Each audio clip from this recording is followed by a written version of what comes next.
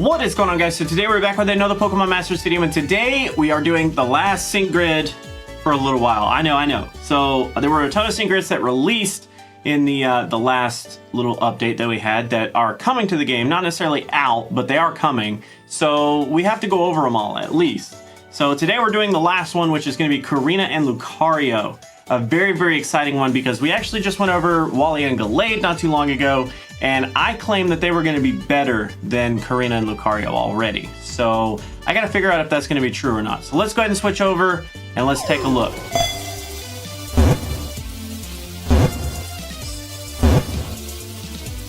So here we are. We do have Lucario here. Now, if you've not seen a sync pair breakdown, a sync grid breakdown, I don't know what I'm talking about. Basically, we have blue tiles, red tiles, yellow tiles, and green tiles. And we're not going to focus too much on the blue tiles because they're all just stat oriented. We're mainly going to be focusing on red, yellow, and green because we just want to actually get to the meat and potatoes of what's going to make this sync grid so important. So we're actually going to go ahead. I can already see there are tons. There are a freaking ton of blue tiles. What is up with that?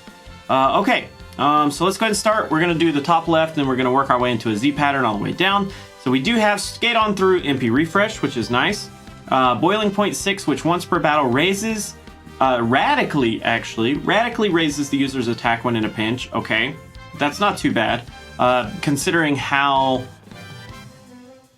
flimsy we could be. I mean, we're going to get down into a pinch most of the time.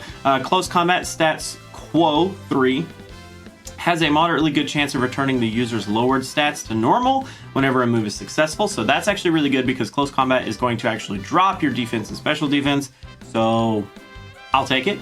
Moving on into the top right-hand quadrant, we do have power-up punches, a ton of little power there. And then we do have Vacuum Wave, a lot of power there. We do have the Power Vacuum Wave Move Gauge Refresh 9.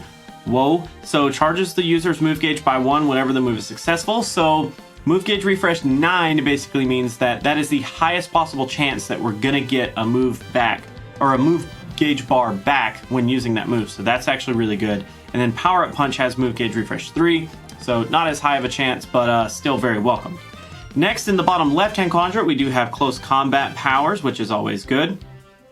We do have the Close Combat Move Gauge Refresh, which is always welcome. Skate On Through Berserker 1, so raises the user's attack when the move is successful. So that's actually kind of nice because that gives us some extra attack where we would need it. Stamina Reserves 6, so once per battle, charges the user's move gauge by 6 when the user is in a pinch. So if you wanted to, you could basically go for Stamina Reserve 6 plus Boiling Point 6, and you basically get a ton of attack and a ton of bar right when you need it at the very end. So last in this last quadrant, we do have Dire Hit MP Refresh 2, which is good. Power Up Punch Mad Strength 4, which has a good chance of raising the Pokemon's attack when one of its attacks is successful. So Power Up Punch is already going to raise our attack, and then we already get an extra attack on top of that with that, so that's actually pretty good. Fierce Entry raises the user's attack whenever the Pokemon enters battle. That's good. And then Power Reserves 5 powers up moves in a pinch. So, alright, so I made the bold claim that basically Wally and Gallade were going to be better than Lucario and Korrina, and first impressions, I still kind of feel that way, honestly. I mean, it's great. A lot of the things that we have are going to boost us really high, but a lot of the things are highly dependent on us being in a pinch.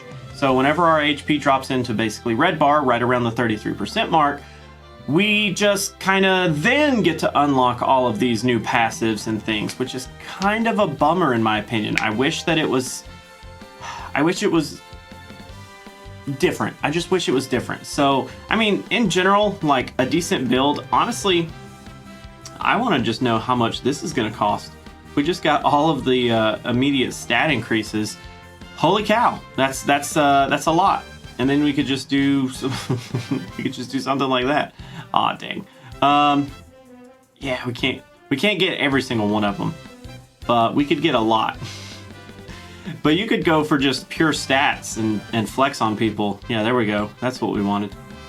Look at that. Just an all stat build.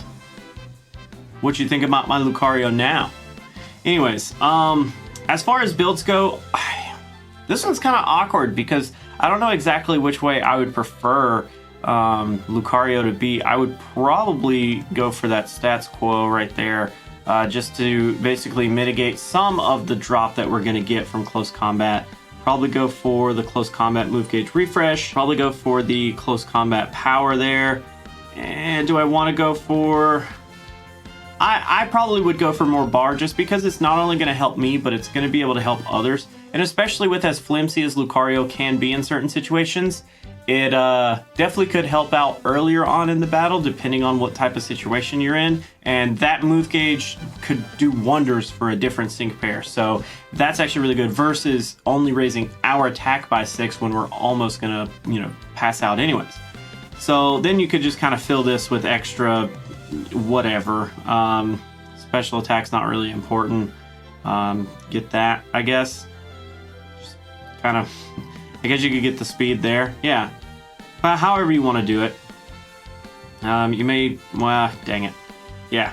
I just want to go like that. That's first impressions. I mean, close combat is kind of like what Lucario needs to really lay down tons of damage. The problem is that it's also locked behind his Mega.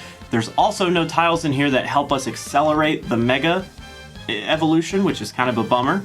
But, it's okay, I guess. I'm still not nearly as impressed with Korrina as I am with Wally in terms of sync grid. So I'll take what I can get, but that's actually my thoughts, guys. Let me know what you guys think of Korrina and Lucario, because I was expecting a little bit more, to be honest. But anyways, let's actually head back to our game so that we can do a quick scouting. So of course we are going to be focusing on the Cynthia banner, since we do have boosted rates out of that. So let's do this on the count of 3, boys. If you guys want to follow along, we're gonna go in 1, 2, 3. I'm so sorry I faked you out. 1, 2, 3. I do that often. I think it's because I slide my finger way too fast and my phone has no idea what just happened. So no 4-star antenna. So it's just 3-star. Doors though, doors. It's just a crasher way. So that's actually going to be it for this video, guys. Thanks so much for hanging out. Thanks so much for watching. As always, remember that if you want to join the Discord, you can do that down below. Also down there are links to YouTube memberships and Patreon if those are your thing. But otherwise, I'm going to go ahead and head out, but I'll catch you guys in the next video.